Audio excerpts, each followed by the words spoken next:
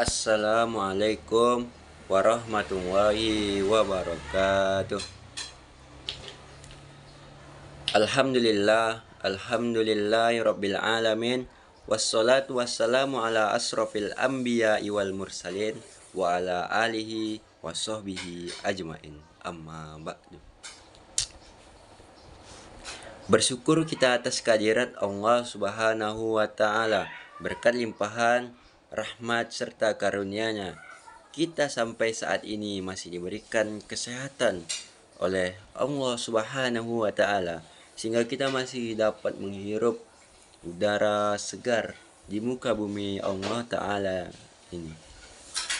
Selawat berangkaikan salam senantiasa kita aturkan selawat kepada baginda Nabi besar Muhammad sallallahu alaihi wasallam dengan mengucapkan lafaznya yang suci, Allahumma sholli ala sayyidina Muhammad wa ala ali sayyidina Muhammad.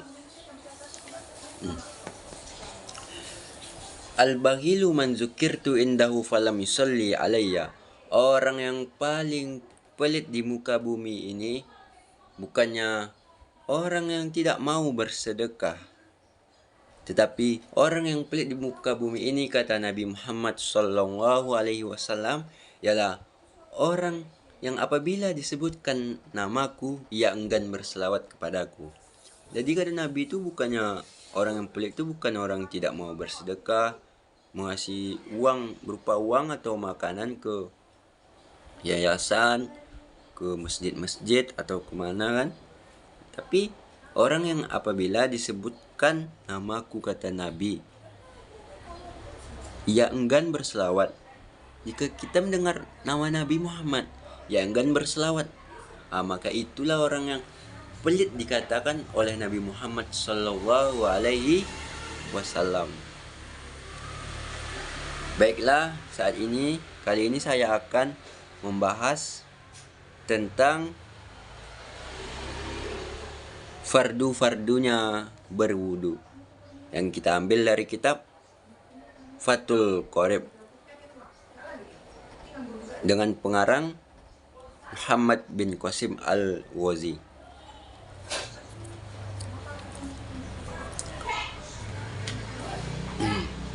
Kita baca artinya aja karena waktunya singkat kan, soalnya panjang dia. Bermula ini mengenai satu fasal menjelaskan fardu wudu. Lafaz al-wudu dengan terbaca dhammah huruf wawunya menurut pendapat yang paling masyhur adalah nama pekerjaannya, dan dengan terbaca fathah huruf wawunya al-wadlu adalah nama barang yang digunakan untuk melakukan wudu.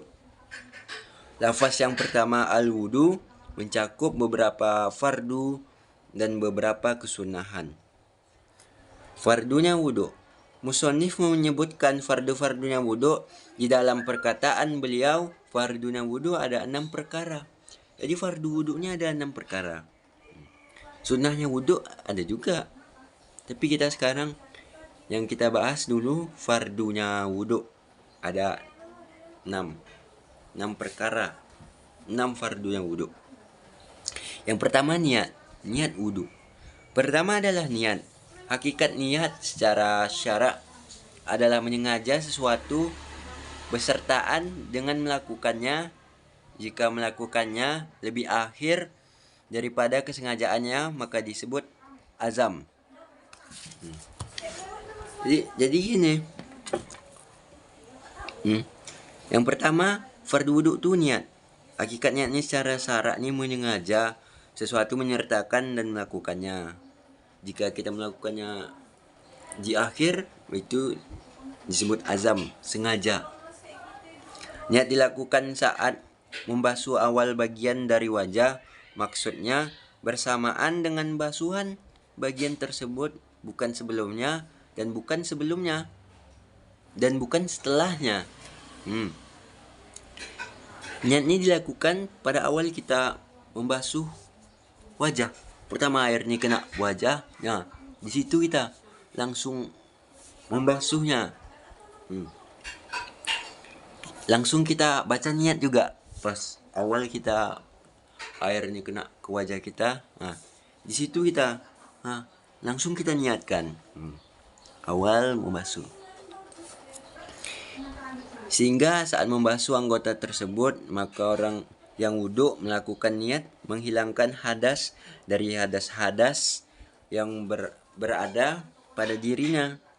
Nah, jadi saat membasuh itu kita niatkan untuk menghilangkan hadas-hadas kita, atau niat agar diperkenankan melakukan sesuatu yang membutuhkan wudhu, atau niat fardunya wudhu, atau niat wudhu saja, atau niat bersuci dari hadas. Jika tidak menyebutkan kata dari hadas, hanya niat bersuci saja, maka wudhunya tidak sah. Nah, jadi kalau kita lagi wudhu, kita tidak ada berniat apa untuk menghilangkan hadas, untuk cuma bersuci aja. Jadi wudhu kita nih nggak sah wudhu kita. Kalau kita cuma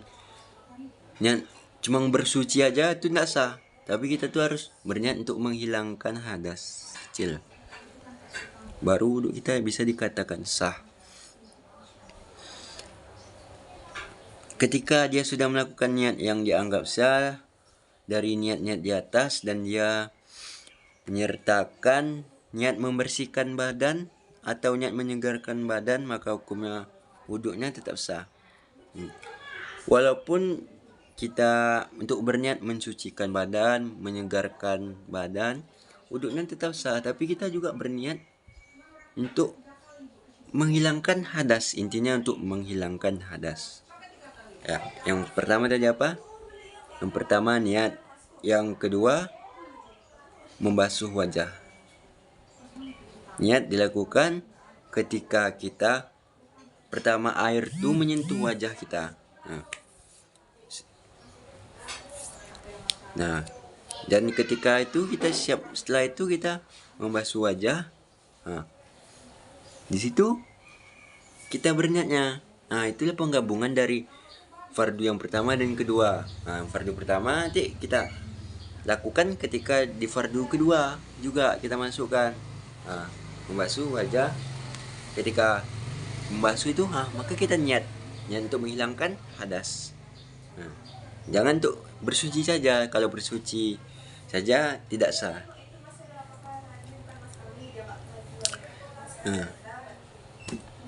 Itu ya.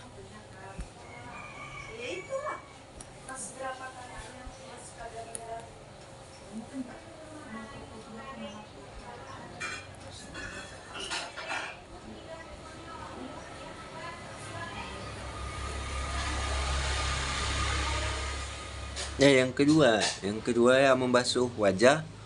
Fardu yang kedua adalah membasuh seluruh wajah. Batasan panjang wajah adalah anggota di antara tempat yang umumnya tumbuh rambut kepala. Batasannya itu tempat awal tumbuh rambut kepala.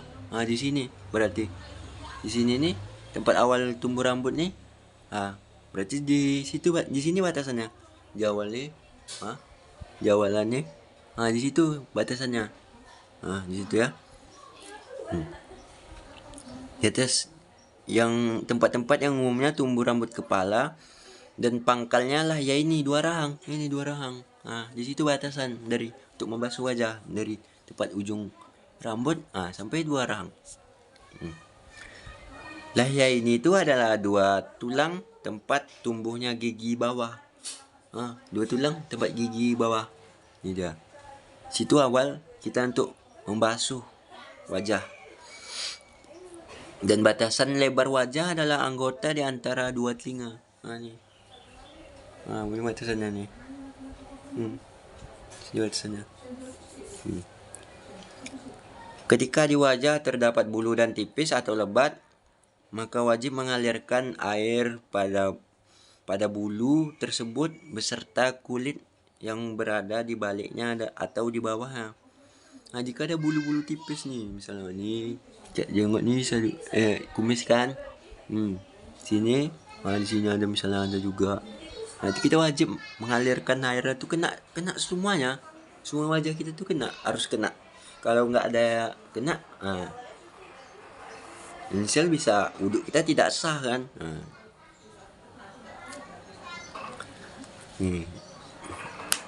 Namun untuk kalau jenggotnya laki-laki yang lebat dengan gambaran orang yang tidak diajak bicara tidak bisa melihat kulit yang berada di balik jenggot tersebut dari sela-selanya, maka cukup dengan membasuh bagian luarnya saja. Misalnya dia tidak bisa tengok, nggak nampak nih di sini, susah, panjang kali jenggot yang dalam, lebat, itu ya udah di luarnya saja dibasuh. Berbeda dengan jenggot yang tipis, yaitu jenggot yang mana kulit yang berada di baliknya bisa terlihat oleh orang yang diajak bicara, maka wajib mengalirkan air hingga ke bagian. Jadi kayak gini nih, yang kayak gini, ini wajib nih. Soalnya bisa kita tengok orang yang kita lawan bicara, kita bisa tengok nih. Nih bisa masuk, harus masuk airnya, kita basah semuanya. Dan berbeda lagi dengan apa? Dengan jenggotnya perempuan dan hunsa, maka wajib mengalirkan air ke bagian kulit yang berada di balik jenggot keduanya walaupun jenggotnya lebat. Jadi kalau hunsa dan perempuan itu wajib, walaupun jenggotnya lebat, wajib dialirkan. Di samping membasuh seluruh wajah, juga harus membasuh sebagian dari kepala, leher, dan anggota di bawah jenggot. Misalnya di samping kita membasuh seluruh wajah, kita harus juga diwajibkan untuk masih ini sebagian leher, sebagian dekat jenggot, leher dan anggota yang di bawah jenggot. Tidak di sini kena nih kena di situ, bukan sini aja, bukan batasannya aja, di sini, biar kena semuanya, biar wudhu kita jadi sah. Itu dah. Selanjutnya mengusap kepala, mengusap bagian kepala. Fardu yang keempat adalah mengusap fardu yang keempat. Yang ketiga, jadi yang pertama niat, yang kedua wajah, yang ketiga tangan. Fardu yang ketiga adalah membasuh kedua tangan hingga kedua siku. Nih, dari tangan ke siku. Jika seorang tidak memiliki kedua siku, maka yang dipertimbangkan adalah kira-kiranya. Misalnya dia nggak ada siku, kan nggak nampak, nggak ada, gini. Itu kita pertimbangannya di mana lekukannya, nampak kan? Di mana lekukannya tangannya, di situ. Gimana misalnya di sini kan? Misalnya lekukan biasa di sini. Ya udah basuh aja. Dikira-kira sampai mana? Sampai sini bisa. Gini. Di sini. Dikira-kira aja. Gitu dah. Dan wajib membasuh perkara-perkara yang berada di kedua tangan, yaitu bulu, uci-uci, jari tambahan, dan kuku. Wajib, ini kuku ini wajib kena semua dari ujungan. Dari ujung jari jemari ke siku, balik lagi. Ini wajib nih, selang-selangi semuanya sampai kena. Kuku ini juga nih. Kuku ini harus kena juga air. Tapi kalau nggak kena, bisa jadi wudhu kita nggak sah. Bisa jadi. Jadi kuku ini sebenarnya tidak boleh panjang, harus masuk. Kalaupun panjang, airnya harus masuk. Kalau tidak, wudhu kita bisa jadi tidak sah.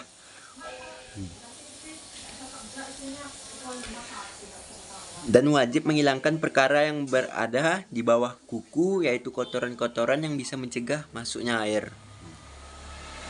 Selanjutnya yang keempat, mengusap kepala. Fardu yang keempat adalah mengusap sebagian kepala, baik laki-laki ataupun perempuan. Baik, misalnya walaupun perempuan tuh wajib juga kena mengusap sebagian apanya, rambutnya nih juga. Laki-laki wajib, perempuan juga wajib. Atau mengusap sebagian rambut yang masih berada di batas kepala. Misalnya rambut tak ada, tapi ada rambutnya sini. Itu wajib mengusapnya juga. Misalnya tak ada rambutnya, cuma satu. Itu wajib juga, itu kita usap. Walaupun yang penting masih ada rambutnya, itu yang kita usap. Tidak harus menggunakan tangan untuk mengusap kepala, bahkan bisa dengan kain atau yang lainnya. Jadi tidak harus, misalnya dia nggak punya tangan, nah, itu bisa pakai kain atau pakai yang lainnya bisa pakai. Nah, intinya tidak harus pakai tangan, pakai kain juga bisa. Seandainya dia membasuh kepala sebagai ganti dari mengusapnya, maka diperkenankan. Dan seandainya dia meletakkan di atas kepala tangannya yang telah dibasahi dan tidak menggerakkannya, maka diperkenankan. Nah, letakkan kepala udah dibasah kan? Nah, boleh juga. Nah, selanjutnya yang kelima, membasuh kedua kaki. Fardu yang kelima adalah membasuh kedua kaki hingga kedua mata kaki. Jika orang yang melaksanakan wudhu tersebut tidak menggunakan dua muzanya sekaki itu misalnya kan. Nah, tapi jika ia menggunakan dua muza, maka wajib dia untuk mengusap kedua muza atau membasuh kedua kaki. Nah, wajib dia, saya dia pakai dua muza itu alas kaki itu wajib dibasuhnya. Nah, wajib diusapnya. Kalau enggak dia basuh kaki dia keduanya. Dan wajib membasuh perkara yang berada di kedua kaki, yaitu bulu, daging tambahan, dan jari tambahan sebagaimana keterangan yang telah dijelaskan di dalam permasalahan kedua tangan. Sama, tangan sama kaki sama. Yang dimana misalnya kaki ada juga jari tumbuh, apa kuku-kuku, atau apa jari tambahan. Itu wajib sama seperti tangan. Kalau di tangan ada begitu juga, ada jari tambahan, ada yang sela-selanya semua wajib, kaki juga sela-selanya semua wajib. Tapi kalau kaki ini dia apa? Misalnya kaki kanan itu diselanginya pakai dari sunnahnya ya, dari kelingking. Kelingking pakai kelingking tangan kiri yang tapi kelingking tangan kiri ini kelingking tangan kiri untuk nyelang-nyelangi jari-jari di kaki yang sebelah kanan. Nah, kalau kaki yang kiri kita selang-selanginya pakai tangan kanan.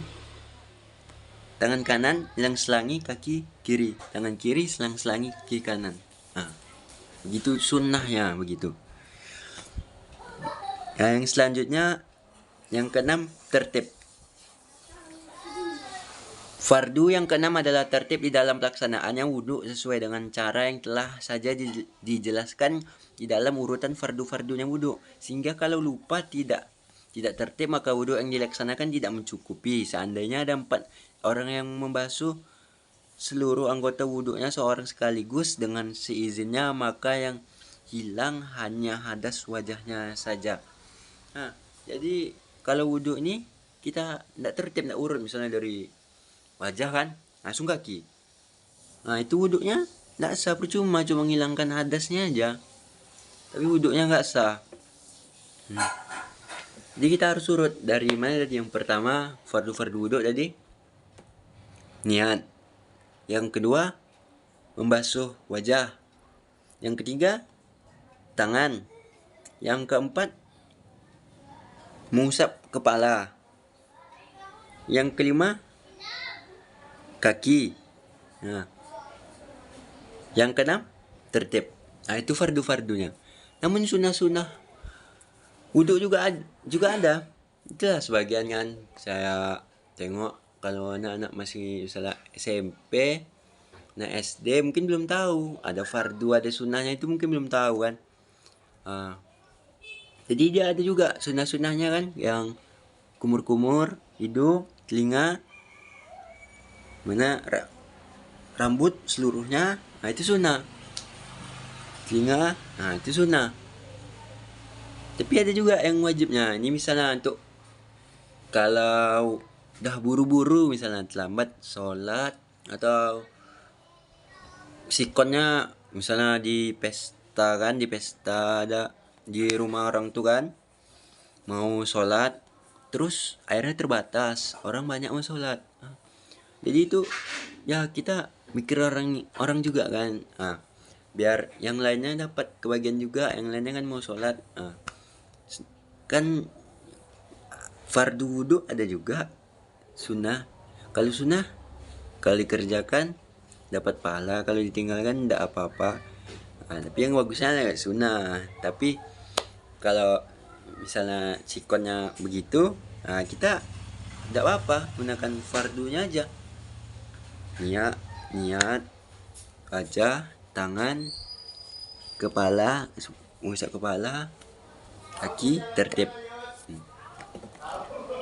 Jadi sampai segitu saja pembahasan saya pada kali ini. Semoga teman-teman sekalian dapat menyimaknya serta mengamalkannya untuk keseharian teman-teman serta kerabat-kerabat, abang-abang, untuk menerapkan fardu wudhu ini. Semoga bermanfaat bagi kita semua ya. Yang materi saya tadi diamalkan soalnya. Ya, cukup sekian. Wallahu a'lam bishawab. Assalamualaikum warahmatullahi wabarakatuh.